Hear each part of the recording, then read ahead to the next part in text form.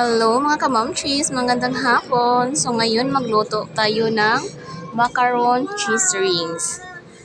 So ayan, nilagay na natin yung cheese ring. Ayan mga kamamchis, nilagay natin. Dalawa yan kasi marami-rami naman tong macaron. Ayan mga kamamchis, nilagyan natin siya ng evaporada. Yan yung magpapalapot sa kanya. Ayan mga kamamshis. Haluin lang natin siya hanggang sa lumapot siya mga kamamshis. Ayan, halo-halo lang. Ayan mga kamamshis. Ilagay na natin lahat yung evaporada. Ayan, lumapot na mga kamamshis. Malapit na siya. Tapos kanina nakapag-build na ako ng macarons. Kaya yung hinihintay natin, ito na lang. Ayan, ilalagay na natin yung macarons. At saka mga kamamshis,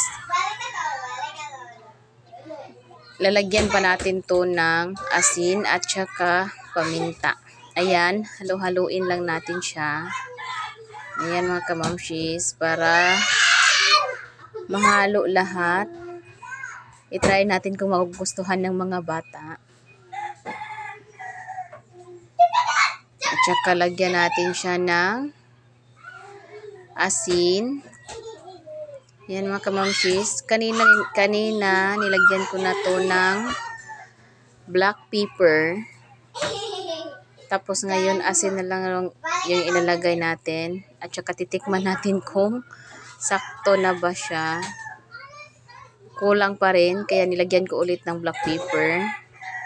Kasi kulang sa lasa. Ayan.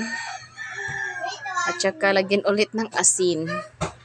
Depende din sa inyo mga kamamshis kung anong gusto nyo. Sa inyo kung matabang ba or maalat. Nasa inyo rin yan. Pero sa akin, yung mga anak ko, mas gusto nila yung may lasa, yung medyo maalat konti. Kaya ayan, nilagyan ko lang ng asin at saka paminta. Kaya mga kamamshis, ayan.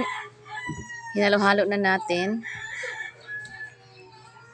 Ayan na siya mga kamamshis.